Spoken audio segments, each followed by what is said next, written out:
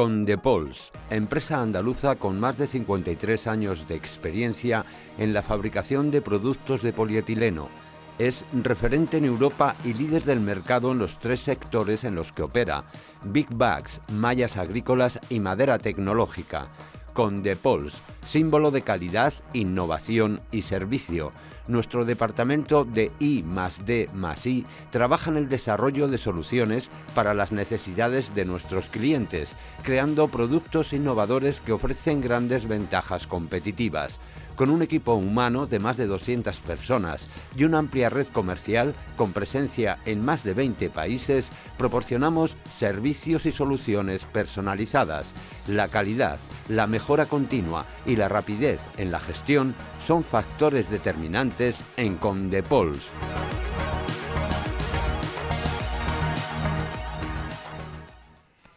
Pues iniciamos nuestro repaso de la actualidad económica. Para ello incorporamos a esta tertulia a José Manuel Muriel como experto. Bienvenido, José Manuel. Continuamos con el resto de compañeros y, como no, tenemos que hablar de pensiones. Nuevamente ha sido el núcleo central de la información esta semana. No en vano se ha celebrado el monográfico que ya prometía el presidente del Gobierno hace escasas 48 horas para tratar este asunto en concreto. Las conclusiones, según la mayoría, es que no han convencido, no satisfizo a la mayor parte de las demandas y, desde luego, los mayores tampoco se muestran contentos con las conclusiones de ese debate. Es cierto que se sometieron a discurso, José Manuel, tanto la situación como las alternativas que ofrece el Gobierno, pero que no cambian en mucho la situación actual, sobre todo cuando se habla de, ya sabemos en las pensiones que no alcanza una determinada cuantía, unas rebajas del IRPF, luego se habla de incentivos para un cuarto hijo, ayudas a las familias, pero realmente las jubilaciones y las pensiones para la mayoría quedan igual. Yo creo que es que desafortunadamente las pensiones han entrado en la pelea política, y es un tema que, por la trascendencia social que tiene, que tenemos casi 10 millones de personas que cobran una pensión, como por la importancia de la cuantía, requiere un esfuerzo de los partidos políticos. Yo no veo razonable que las pensiones se puedan congelar, es que no me parece ni éticamente aceptable. Las pensiones o bien tienen que ir unidas al IPC, o que vayan unidas a la subida salarial de los funcionarios, que como están bien organizados y tienen sindicatos lo pelearán, pero lo que no es de recibo es que se unan a un concepto económico que los 4 últimos años se ha subido el 0,25, porque el jubilado, como he dicho, o la jubilada no tiene posibilidad, en la mayoría de los casos, de tener otra actividad retribuida. Y lo que no es lógico es que una persona en ese momento de su edad, que es cuando tiene más necesidades, porque es cuando tiene necesidad de alguien que le cuide, cuando tiene que comprar medicinas que a lo mejor no están recogidas, la estés penalizando. Por otro lado, las pensiones suponen en España en estos momentos 140.000 millones. Eso es una barbaridad, es prácticamente un tercio del presupuesto que tiene el Gobierno. Entonces, no es fácil la solución, pero los partidos políticos se tienen que sentar, y ese dinero pues tiene que salir del dinero de los impuestos que tienen los españoles, reduciendo gastos por otros sitios, que hay cantidad de gastos. Es decir, hay una expresión que utilizamos mucho en la empresa, que es cuando llega una empresa que está en crisis, dice: esta empresa hay que quitarle grasa. Con eso están mencionando que hay cantidad de gastos superfluos que no influyen para nada en el funcionamiento, pero que podrían ser utilizados de otro modo. Pues en la administración española, y me refiero al gobierno central, comunidades, ayuntamientos, hay que quitar grasa porque nunca se ha hecho. Y con esa grasa que se quite, voy a poner 2 ejemplos muy rápidos. ¿Por qué los medios de comunicación públicos tienen que ser deficitarios cuando los privados ganan dinero? ¿Por qué Televisión Española no puede tener acceso al mercado de la publicidad? Es que me parece absurdo. O sea, la decisión que tomó el señor Zapatero, diciendo que Televisión Española... No por competencia, porque era lo uno o lo otro, o publicidad o el presupuesto público, pues claro, porque si no los demás no competíamos. Que pongan, en vez de poner a amigos, que pongan a gestores que los busquen, los gestantes, y que actúen como una empresa privada. Usted o tiene beneficio o va a la calle. Fíjate el dinero que nos estamos gastando en medios públicos de información. Televisión Española, Radio Nacional, los catalanes, Canal Sur. Y segundo tema, ¿por qué las empresas públicas en general son deficitarias y pierden dinero. ¿Por qué tienen que estar gestionadas por políticos? ¿Por qué no ponen a gestores profesionales con las mismas exigencias que la empresa privada? Bueno, pues esas dos cosas, si en vez de estar como están, pasasen a ser gestionadas profesionalmente y ganasen dinero, pues está hablando de más de 2.000 millones de euros. Ya tiene 1,5 puntos. ¿Ves sentido, José Manuel, a que las pensiones varíen también dependiendo de las provincias, que se pueda establecer un ranking de los jubilados que más y menos ganan en base a sus, domiciliaciones? A mí una de las cosas que más me disgustan es el tratar de establecer 17 países en España. Que tú vas a las Canarias, como voy yo, y tienes más fácil acceso al servicio médico un inglés que un español. Digo que tienes más fácil acceso por la cantidad de papeles que tienes que hacer. Yo es que me siento extranjero. Digo, oiga, que yo soy español. Como me parece ridículo lo que están haciendo en Baleares, de que si no sabes catalán, porque en realidad en Baleares lo que hablan es catalán, que no puedes ejercer la profesión, porque es que dicen que el ciudadano tiene derecho a que le hablen en su lengua. El ciudadano lo que tiene derecho a tener el mejor servicio sanitario posible, con los mejores profesionales, aunque hablen ruso. Entonces, este tema de las pensiones, de que pueda ser distinto, ¿por qué? ¿Por qué va a ser distinto? Esto es un país y tenemos una lengua principal, aunque haya 4 lenguas autonómicas. Y las pensiones pues son las mismas, porque además, ¿quién te dice a ti que un pensionista pues que vive en Jaén, por decir mi tierra, pues no se tiene que trasladar a Madrid porque se tiene que vivir con un hijo? ¿Y entonces qué pasa? ¿Que la pensión se la varía? El presidente promete subir esas pensiones mínimas y las de viudedad. Claro que todo hay que supeditarlo a una premisa clara, la aprobación de los presupuestos. ¿Vamos a tener presupuestos? Bueno, yo ya contesté en este programa hace 2 o 3 semanas que mi opinión es que no. Yo dije, tengo la sensación de que los partidos se han puesto en modo elecciones y entonces no va a haber presupuestos, porque los presupuestos, pues lógicamente le dan más vida al gobierno, porque gobernar sin presupuestos pues tiene una cantidad de problemas tremendos, lo tienen que hacer todo por decreto ley. Y vida contada, está claro. Entonces, yo sigo pensando, ojalá me equivocase, porque es importante que haya presupuestos, es importante que en esos presupuestos se contemple pues lo que están hablando con los cuerpos y fuerzas de seguridad del Estado, de la equiparación salarial, si llegan a un acuerdo con las pensiones, pero yo pienso que no va a haber, y el hecho de que el presidente del Gobierno lo ponga en un debate tan sensible, porque tenemos que tener en cuenta que el presidente del Gobierno lo que da muestra es de que es un hombre que piensa mucho en las cosas, improvisa muy poco. Eso sí, se toma sus tiempos. Sí, que lo también diga en este debate es significativo de que él mismo debe estar valorando la dificultad de alcanzar un acuerdo para los presupuestos. Os traslado la misma pregunta a los demás. ¿Tendremos presupuestos y en base a ellos, o en base a una respuesta afirmativa, se gestionarán a favor de estas pensiones, Vicente? Bueno, tú tuviste, por cierto, me encanta teneros juntos, porque os he hablado en el programa uno del otro. Vicente es el que tiene una teoría clarísima de dónde se pueden extraer los fondos que cubrirían absolutamente las necesidades de las pensiones. Vamos a ver, yo creo que Mariano Rajoy, con esta opción de los presupuestos, él sabe positivamente que no va a tener presupuestos y que lo va a tener muy difícil. Pero esto es una forma muy fácil de trasladar una patata caliente a su competidor político. Es decir, desde este mismo momento, si no se suben las pensiones, no es porque don Mariano no quiera, que no quiere, sino porque no ha habido un acuerdo político para aprobar los presupuestos. De cualquier modo, el problema de las pensiones es mucho más allá de un ejercicio de 2 o de una legislatura. Es decir, aquí lo que estamos delante es de un sistema que precisamente por su conceptualización ha fracasado. ¿Y ha fracasado por qué? Ha fracasado porque nuestro mercado laboral está hecho unos zorros. Es decir, el sistema de las pensiones no es sostenible porque tenemos un modelo productivo no acorde a la actualidad y unos salarios patéticos. Entonces, obviamente, si la gente que se incorpora en estos momentos, tome nota, don Mariano, gana 14.200 euros de salario medio, si ahí tiene que pagar las pensiones de nuestros mayores, que viene a ser aproximadamente un 32%, son 4.500 euros por cada empleado de los que se están contratando. Pues bien, Mariano, si usted sabe hacer simplemente una proporción, es muy fácil, ¿vale? Necesita usted más de 4 millones de personas trabajando. Tiene 3.600.000 parados. Claro. No salen. Con lo cual, ayer estuvo construyendo todo un discurso sobre una base que no funciona, que no es la adecuada.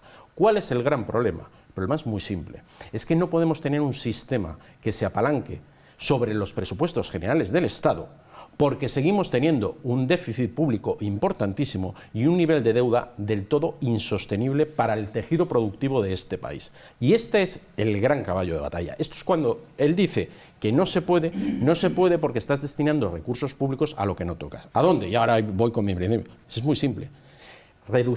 Quitar las autonomías nos supondría una reducción de costes de 82.600 millones de euros anuales, cantidad suficiente para garantizar el pago de las pensiones hasta el 2050, garantizarle la subida de los funcionarios, que vaya por delante, que no estoy de acuerdo, ¿eh? Es decir, a mí no me parece bien que se le suba un 0,25% a los jubilados, que como bien decía, no tienes más alternativa ni más opción de poder trabajar o obtener ingresos por otro lado, y al funcionario le subas un 8,8 en 3 años, no me parece justo. Pero en definitiva, con esos 82.600 millones daría para garantizar hasta el 2050, para reducir el déficit a cero, y aún nos daría algo de dinero para pagar la deuda, porque señores, habrá que pagarla algún día, ¿no? Jesús, ¿asentías? Bueno, a ver, yo esencialmente sí, pero luego, lógicamente, los matices. Vamos con los matices. A ver, es que... Os ruego a todos, eso sí, un poquito de brevedad, sí, por favor, que tenemos el tiempo contadito. Los dos han dicho unos principios que parece que pueden ser axiomas, ¿no? Es decir, tendrían que subir las pensiones de acuerdo como mínimo con el IPC, nada que objetar, evidentemente, y habría que buscar los recursos para las pensiones de otros sitios, no basarlos en un sistema obsoleto de producción. Entonces, bueno, en eso estoy absolutamente de acuerdo. Difiero, lógicamente, de dónde se pueden sacar esos recursos, ¿no? Y es que se ha dicho Vicente, no, por ejemplo, las autonomías, si suprimimos las autonomías. Bueno, yo creo que ese es un discurso que no tiene nada que ver. Es decir, las autonomías es una forma de organización del Estado que puede tener todos los fallos que quiera y que se tendrán que corregir y que se tienen que subsanar, pero que no tiene nada que ver con las pensiones. Pero tiene un sobrecoste no tiene un sobrecoste. No, claro, tiene un sobrecoste si no el Estado no hace lo que tiene que hacer, que es no dualizar competencias. Entonces, corregir esa especie de dobles estados paralelos con idénticas competencias los mismos, eso es una de las cosas que hay que hacer. Es decir, que yo sí me apunto a que hay que ajustar los presupuestos de las comunidades autónomas y que no es verdad que quien genera la deuda sean las comunidades autónomas. No es cierto. No es verdad. Ni los ayuntamientos, tampoco es verdad. Generan una parte, pero no la gran mayoría. Y han hecho un esfuerzo importante, ¿no? Trato de comprimir lo más posible, pero tiene que haber, y lo apuntaba antes el interlocutor, tiene que haber otra vía de recursos cuando tú te has quedado en un modelo de producción obsoleto. Es decir, tal vez el mundo ha cambiado lo suficiente como para que no se base todo en la pensión, se base solo en la aportación de la empresa y en la aportación del trabajador. A lo mejor hay que tener eso en cuenta, pero otras cosas también, porque el mundo ha cambiado lo suficiente o nosotros no hemos hecho el cambio de modelo productivo adecuadamente cuando teníamos que hacerlo. Pero, salvo eso, en todo de acuerdo, no se puede tocar las pensiones de ninguna de las maneras y se debía de haber sacado del terreno político, porque eso fue el Pacto de Toledo. Es decir, pactemos en Toledo para que las pensiones no entren en el juego de la política. Tenemos 10 minutitos menos, por favor, Pablo. Apenas un minuto. Yo absolutamente de acuerdo con que hay que rebajar el Estado, es decir, cuanto menos Estado, más libertad, y cuanta más libertad, mejor se vive, eso es evidente. Con el tema que decía Jesús, es evidente que el Pacto de Toledo se ha roto, por eso, porque se está utilizando la pensión como un arma política. A partir de ahí, lo que habrá que hacer es ponerse a trabajar. Y y yo no estoy de acuerdo en lo que decía Jesús en cuanto a que el tema de las autonomías, no vamos a entrar en si hay que quitarlas, derogarlas o no hay que derogarlas o hay que mantenerlas. Lo que hay que hacer es que funcionen y no se dualicen competencias. Y eso lo que significa es el ahorro de 82.600 millones que apuntaba Vicente. Si eso se hace así, con ese ahorro, que lo ha hecho Vicente y yo me fío de los números que ha echado Vicente, yo no lo he hecho, pero con ese ahorro da sustancialmente para permitirnos el cambio del modelo sobre el que descansan las pensiones. Porque evidentemente un chaval que empieza hoy a trabajar con un salario medio de 14.200 euros no puede tener la pretensión de que dentro de 50 años cuando se jubile o 40 y tantos años cuando se jubile tenga una pensión que le permita ni siquiera vivir, porque va a ser imposible. porque con 700 euros al mes, la cotización, corregidme vosotros si me equivoco, serán 300 euros al mes. Claro, luego tenemos que tener en cuenta que para hacer un buen cocido, todos los ingredientes cuentan. No vale hacer un buen cocido sin echar un buen hueso de caña. No se puede hacer un buen cocido sin echar unos buenos garbanzos. Es decir, no vale...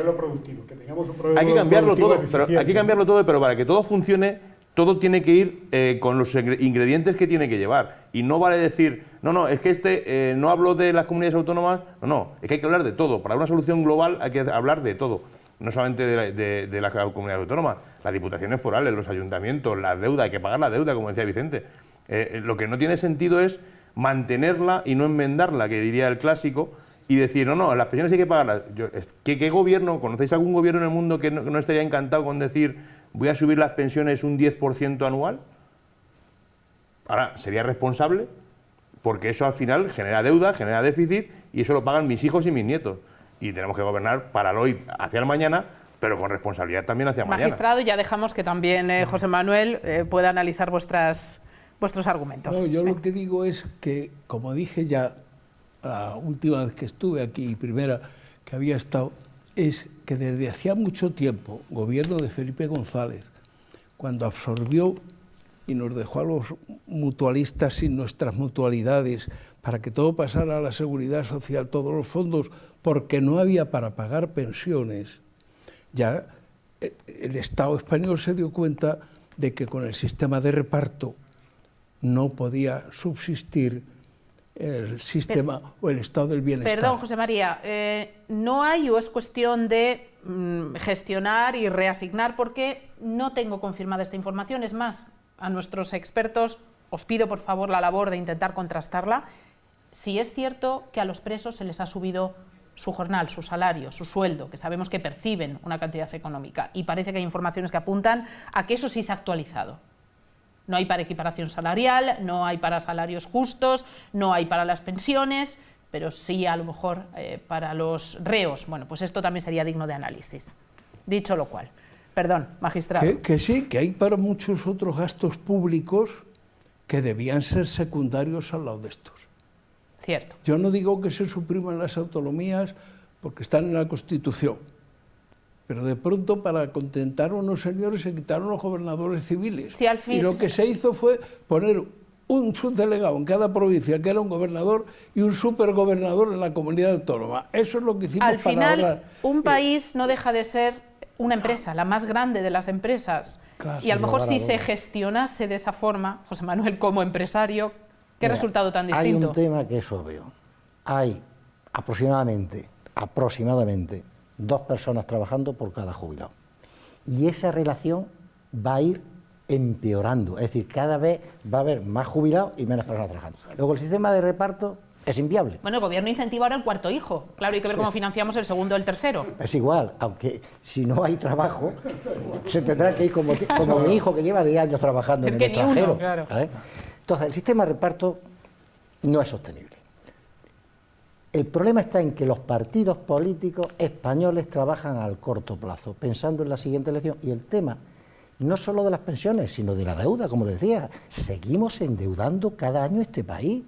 Pero cuando hablamos de que lo endeudamos un 3%, que parece que no es nada, un 3% son 33.000 millones de euros. Es que le vamos a dejar un país a nuestros hijos y a nuestros nietos insostenible. Van a trabajar toda la vida pagando impuestos para pagar la deuda. Entonces, lo que hace falta es que de verdad los partidos políticos se sienten y tienen que quitar grasa en este país. Tienen que rebajar los costes. Yo no sé si hay que quitar la autonomía o reducir el número. No sé si hay que eliminar los subgobernadores. No sé si hay que profesionalizar la gestión de las empresas públicas. Lo que digo es que un país con un Producto Interior Bruto de 1,1 millón, no es aceptable que nos digan que no se pueden subir las pensiones y que las pensiones lo que hay que hacer es bajarlas y que no se puede evitar la deuda pública. Mire usted, siempre lo he dicho, yo respeto tremendamente a los políticos porque los necesito. Si no tuviéramos políticos, ¿quién gestionaría? Si todo el mundo quisiera estar en la empresa pública. Pero también, junto a eso digo, si están ahí es porque ellos quieren, nadie los ha obligado, que hagan su trabajo. que se sienten de verdad y que dejen de utilizar el gobierno de la nación o el gobierno de una comunidad para colocar a los amigos o a los compañeros de partido. Si es que lo vemos, o sea, empieza a pensar, y no voy a mencionar nombres porque soy amigo de muchos de ellos, ¿quién está al frente de las empresas públicas en las comunidades y en el gobierno de la nación? ¿Qué preparación han tenido? Bueno, pues por eso es la explicación, por qué la cosa pública. Y de ahí que muchas voces decían, la mejor empresa pública es la que se privatiza. No tiene por qué. La mejor empresa pública es la que está bien gestionada y genera beneficios. Pero hay que ponerse en eso. Claro, yo sé que es un problema, porque si yo estoy ayudando a mi partido a que llegue al poder y cuando llega al poder no hay un puesto para mí, pues se produce una frustración. Pero es que es la necesidad, es que vamos a ese camino tarde o temprano. No se puede seguir endeudando el Estado, porque además los tipos de impuestos, todas las voces dicen que el año que viene van a empezar a subir, y entonces el coste de esa deuda es que se va a comer hasta las pensiones, y no se puede seguir diciendo a los jubilados que ni siquiera piden que se suban, que se además actualicen conforme al IPC, Pacto de Toledo. El 60% de nuestras pensiones están por debajo del salario mínimo. Es decir, que cuando se unen los partidos, los sindicatos, para hablar de que hay que subir el salario mínimo porque es injusto, joder, ¿y los jubilados que son 10 millones no es injusto? Quiero daros un dato. 20 segundos. Sí, que confirma lo que está diciendo, que además estoy totalmente de acuerdo. Mirad, la pensión media en este país son 993 euros. El salario medio de un trabajador en la empresa privada son 1.623. El de un trabajador público, 2.640. Hablo mensuales. Yo creo que está en bruto. Yo creo que está todo dicho. Es decir, hay por dónde recortar. Compañeros, muchísimas gracias. Ha sido un placer, como siempre. Muchísimas gracias, magistrado. Pablo, gracias. Jesús, gracias también, Vicente. José Manuel, volvemos la próxima semana con toda la actualidad, nuestro bloque de repaso económico. Espero que con noticias más amables, eso sí, emocionantes desde el punto de vista periodístico, dan de sí las semanas, que no nos lo podríamos ni imaginar. Recogeremos todos los temas importantes, los someteremos a opinión y análisis. Gracias por acompañarnos. Hasta la próxima semana. Condepols, empresa andaluza con más de 53 años de experiencia en la fabricación de productos de polietileno. Es referente en Europa y líder del mercado en los 3 sectores en los que opera: Big Bags, mallas agrícolas y madera tecnológica. Condepols, símbolo de calidad, innovación y servicio. Nuestro departamento de I+D+I trabaja en el desarrollo de soluciones para las necesidades de nuestros clientes, creando productos innovadores que ofrecen grandes ventajas competitivas. Con un equipo humano de más de 200 personas y una amplia red comercial con presencia en más de 20 países, proporcionamos servicios y soluciones personalizadas. La calidad, la mejora continua y la rapidez en la gestión son factores determinantes en Condepols.